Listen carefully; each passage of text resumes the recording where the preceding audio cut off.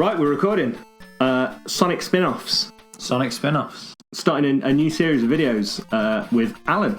Hello. Has come all the way from Japan to record some Virtual Boys videos. Yeah, it's. I feel that Sonic was a lot more popular in Europe than Japan, so it would have been rude to record him in his least popular market, which is brilliant. Japan. Excellent.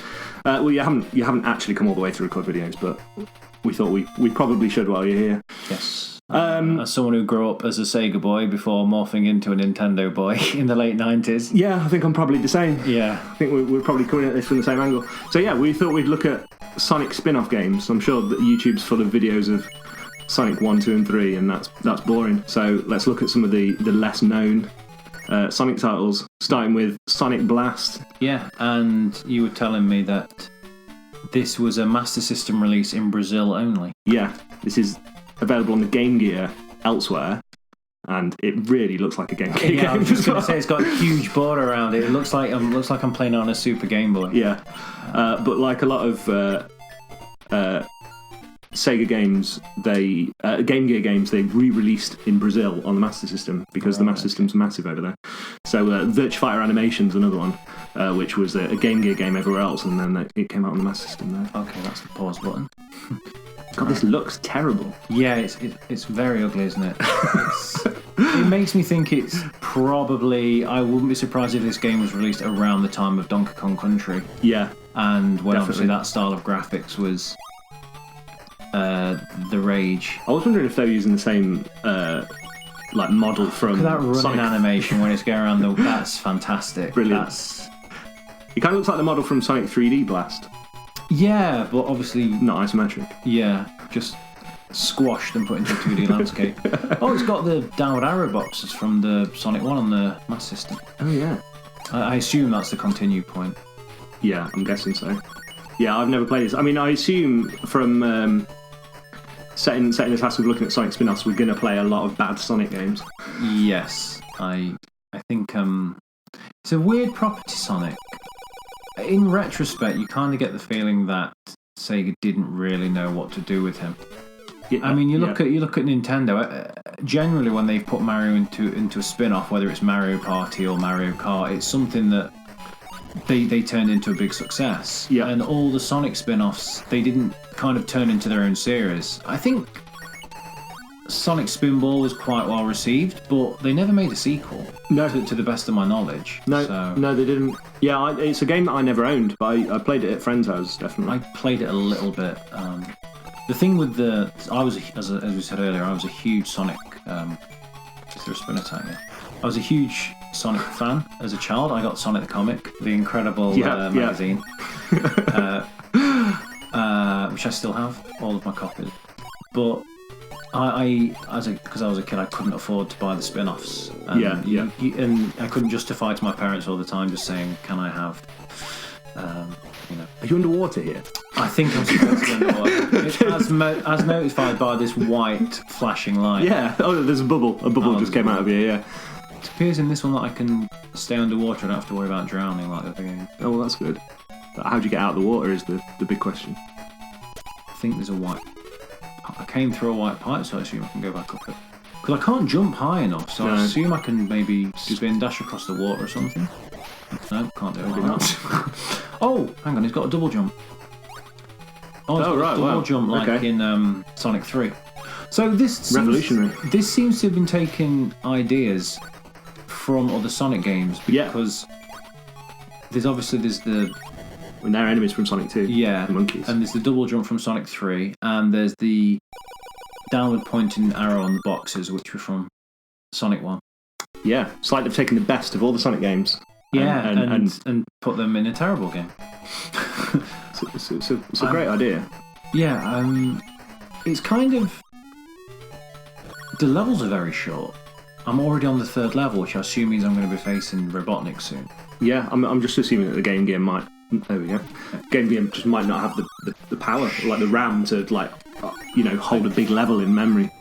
Yeah, I guess, but the controls are a bit horrible. Like Sonic's... The problem with Sonic is there's too many of the games where they don't get the speed right, and the whole point of the character is he's quick. Yeah, totally. again, I'm assuming the Game Gear couldn't do that, even if they wanted to. Well, no. Like, it was, as much as it was more powerful than the Game Boy, it still wasn't a powerful system No. by any means. Did you have a Game Gear as a kid? Anyone had a Game Gear? No. No, I didn't actually have any handheld consoles as a kid. I got a Game Boy. I think I got a Game Boy specifically for Pokemon. Right. Okay. All right. So When quite Pokemon late. came on cartridges, Yeah. and not on iPhones. Yeah. Yeah, we were a household that like you, we were a Sega household. We had a Master System, we had a Mega Drive, but then we got a Game Boy when it came out. My brother got one for his birthday. The Game Gear is an incredibly strange console because if you look at it, it doesn't really have any exclusive games. No. It has remakes. Yeah, absolutely.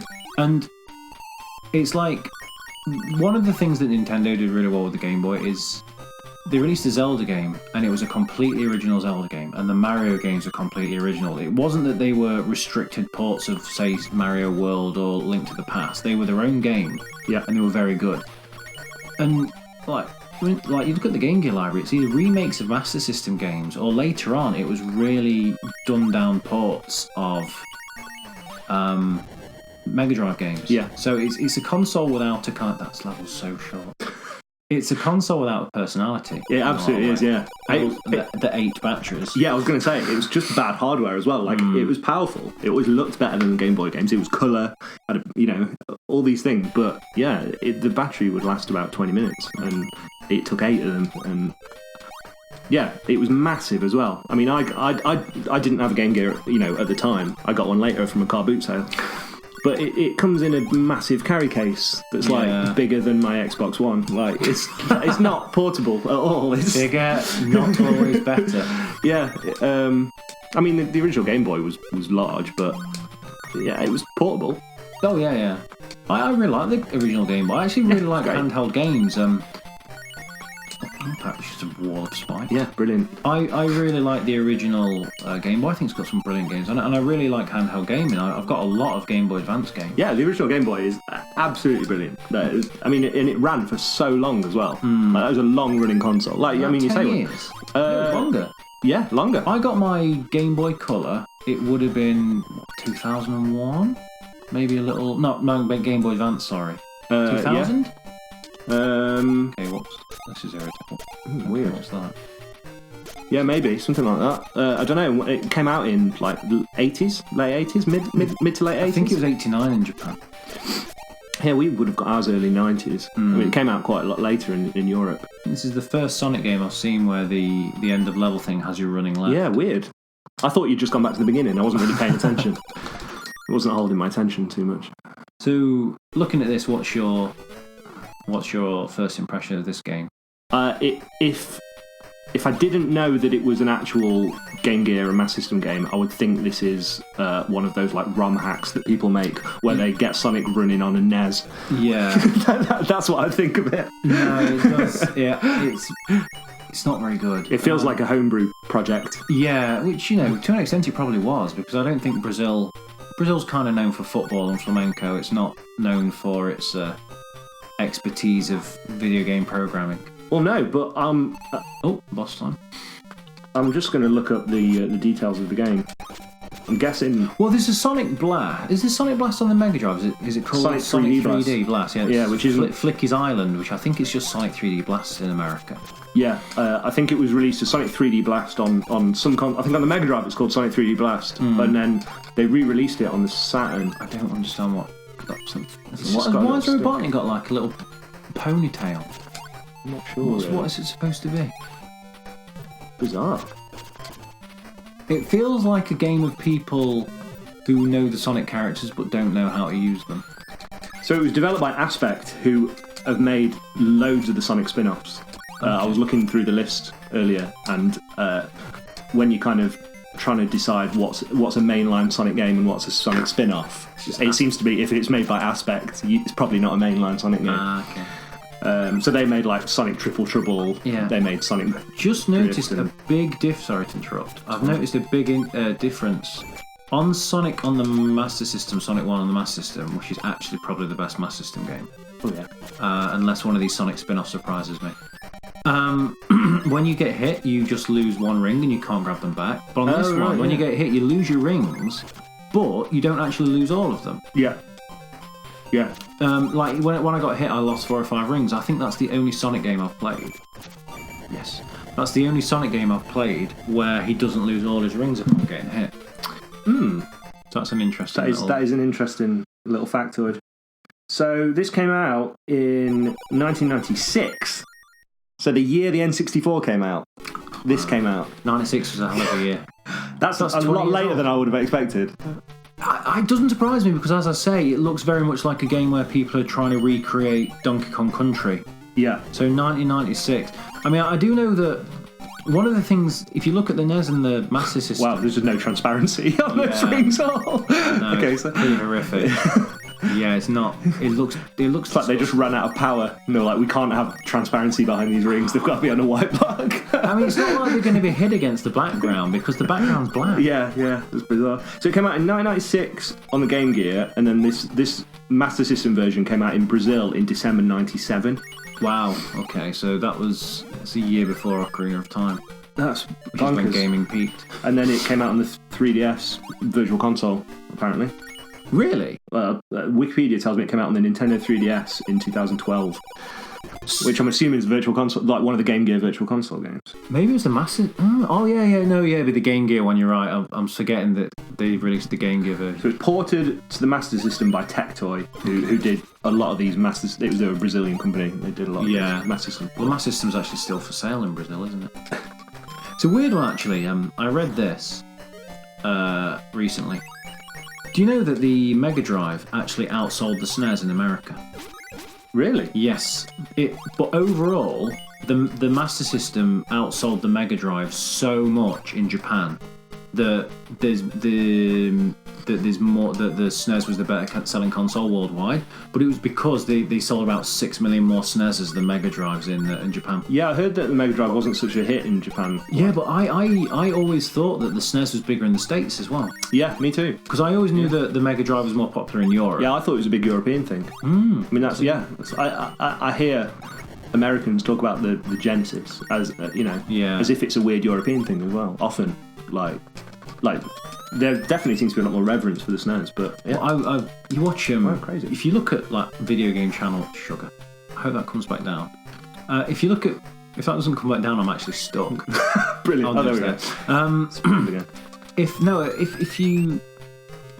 you watch any YouTube, because obviously YouTube's predominantly Americans because there's more of them. Most people are American. In English speakers are American, and they don't know what the Master System is. They don't understand. Oh yeah, the Master System. I was watching. That's quite a nice little air blowing effect out of the back. Yeah, that's good. It's an effort they didn't have to go to. Yeah, I like that. I was watching the Angry Video Game Nerd. Obviously, he's well known. That guy does not know a thing about the Master System. Yeah, it wasn't a thing. They just do Let's Play videos now. Yeah, and he doesn't know what the Master System is. I get the feeling that's quite kind of representative of America in general. Yeah, I think so. Because it sold so badly there. The NES was a thing. Yeah, which it wasn't so much in the UK. No, it was more equal. Yeah, absolutely. Yeah, it's funny how those kind of things. Sonic, obviously, maybe it was marketing. Maybe Sonic, just as a character at the time, was more appealing. Yeah, I think the Mega Drive as well. It came with all the kind of like arcade ports. Yes, that all of a sudden makes it more exciting. It's you can play Altered Beast and Outrun and Super Hang-On and things at home, which the Master System didn't really have. The Master System was a lot more bespoke stuff. Yeah. So the game received mixed reviews overall. I can see that. I mean, I don't feel this is a very technically proficient game. I mean, I know it's a bit unfair to compare it to the best Master System game, but Sonic 1, it looks better than this. Although that's maybe because it adopted an art style which is more suited to 8-bit gaming. I think it did, yeah. The big problem that this game has is it's trying to look like something that an 8-bit console can't do successfully. I mean, look at Sonic's run. Look at his run. Yeah. It's horrible. Yeah. It's so awkward. They can't do enough frames of animation, and they haven't got enough colours. Yeah. So, like, the shading on him is just... Yeah, it's just bad. The graphics look like what they'd put on the title screen to make the game look better than it is before the actual game starts. Do you know what I mean? Yeah. I wonder how much better they look on a tiny Game Gear screen rather than on a 42-inch plasma telly that replays. That is true. I wonder if they look better when they're on a tiny little screen.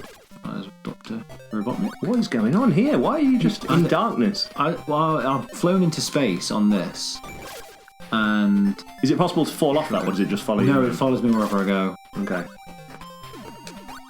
He's jumping up with his little stone on a stick, a stone on a whip, and he's trying to hit me, and he's coming out of nowhere, and he's...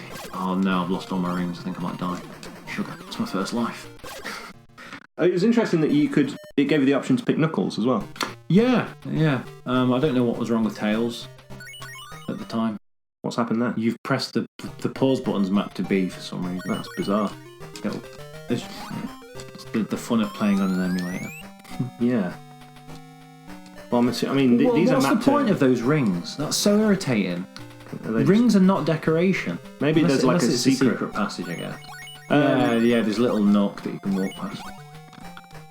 Yeah, I mean, this controller is mapped to A and B on the Game Gear, so it must have been B on the actual Game Gear suppose as well. Okay, I can't remember because I haven't touched one for about 20 years. Does the Game Gear have a pause button? I'm assuming it's got a start button, yeah. Oh, okay. Yeah, I'm pretty sure it has.